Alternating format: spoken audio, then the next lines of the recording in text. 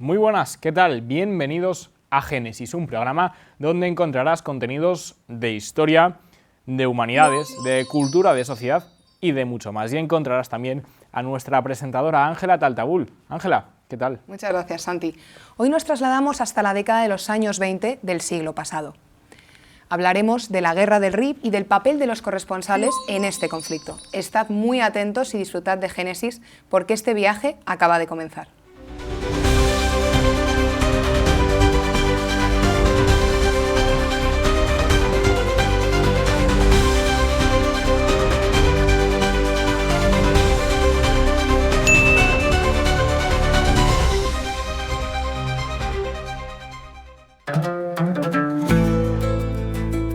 La Guerra del Rif tuvo lugar a principios del siglo XX en el norte de Marruecos. Las tribus rifeñas se rebelaron contra el protectorado español, atacando en el año 1909 a unos mineros en Melilla. Este hecho fue el desencadenante de la guerra. Esta guerra fue una de las más cruentas del siglo XX, hecho que se refleja en el libro El Imán, de Ramón J. Sender. Un hecho destacable es que las familias acomodadas podían eximir a sus hijos de ir al conflicto, lo que para las clases más bajas era algo impensable. Además, la prensa española realizó una amplia cobertura del conflicto, destinando al protectorado a numerosos reporteros y corresponsales. Por primera vez, los encargados de contar la historia no eran los cronistas, sino los periodistas.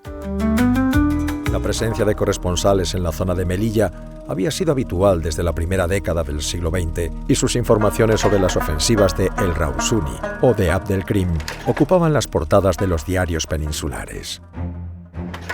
Luis de Oteiza, Eduardo Ortega y Gasset, Víctor Ruiz Albéniz, conocido como el Tébira Rumi, o Teresa de Escoriaza, escribieron algunas de las crónicas más vibrantes sobre este conflicto. Los españoles conocían lo que estaba ocurriendo en la guerra gracias a las crónicas que escribían los corresponsales.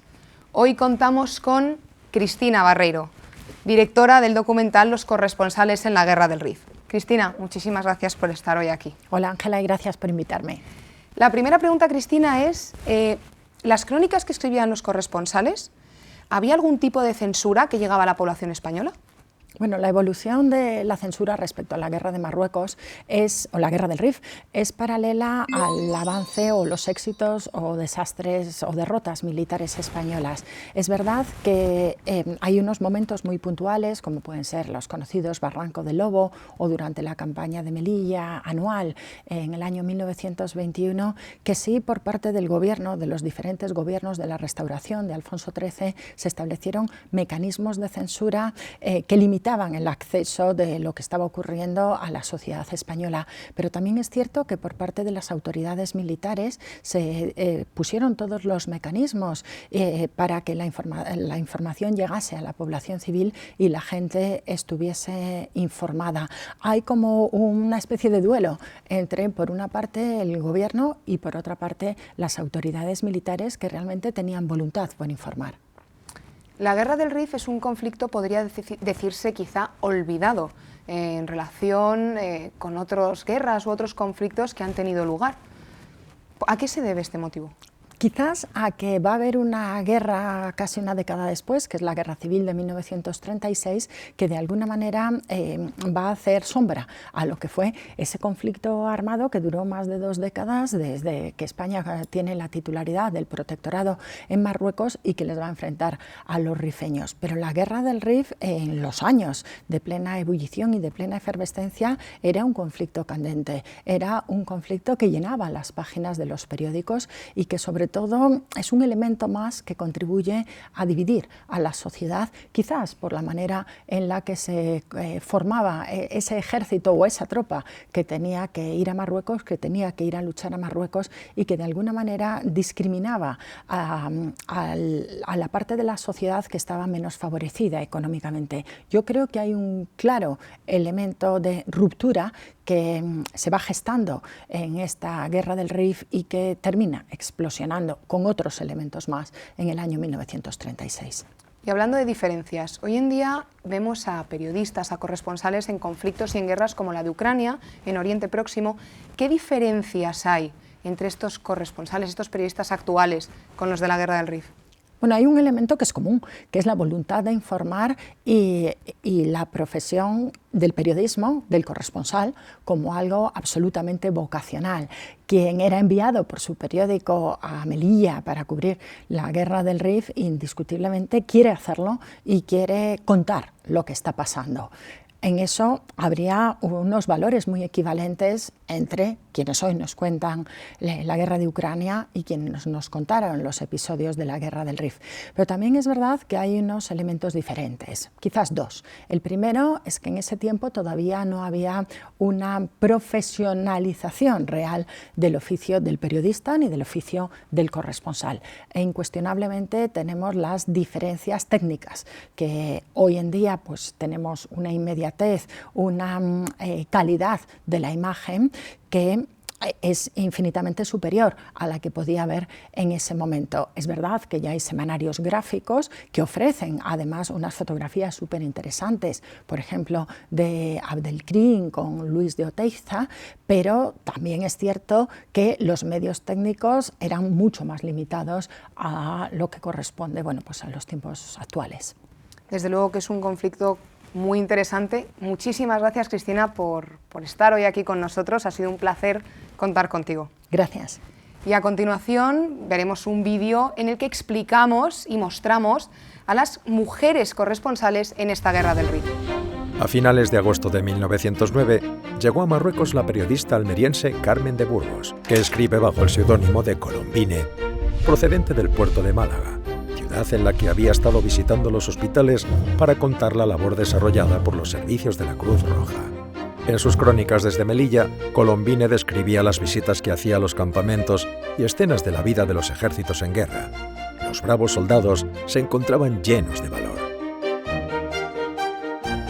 Teresa de Escoriaza, Antonio Zozaya y Luis de Oteiza eran los representantes de la libertad de Madrid.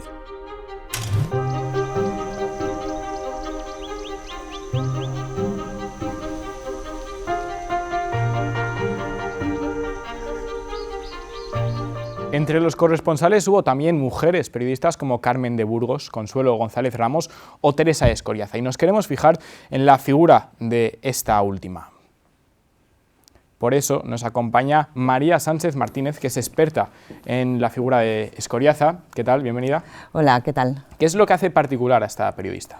Pues que Teresa Escoriaza, que viene desde Nueva York a cubrir el desastre anual, llega y desde el primer momento se posiciona en primera línea con sus compañeros periodistas a cubrir la guerra, pero desde una corresponsalía, como si dijéramos, actual. Es decir, ella va al campo de batalla, ella va a donde están sucediendo los hechos.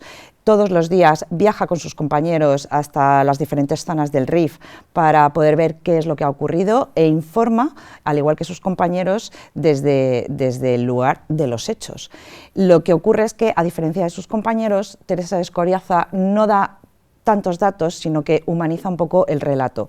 Entonces, ella escribe no solamente de lo que está pasando, sino del sufrimiento que está causando esa guerra.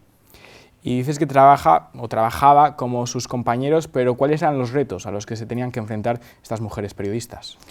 En el caso de Teresa Escoriaza, que es la que realmente va informando desde el campo de batalla, ella viaja en camiones, viaja en burro, viaja en caballo, o sea, es decir, ella por la mañana se levanta, están en un hotel, todos los corresponsales estaban alojados en Melilla, se levanta por la mañana, viaja a donde haya ocurrido algo, ya sea Nador o Celuán, llega allí con todos sus compañeros. En muchos de los casos, y ella lo refleja en las crónicas, se tiene que enfrentar a situaciones muy desagradables.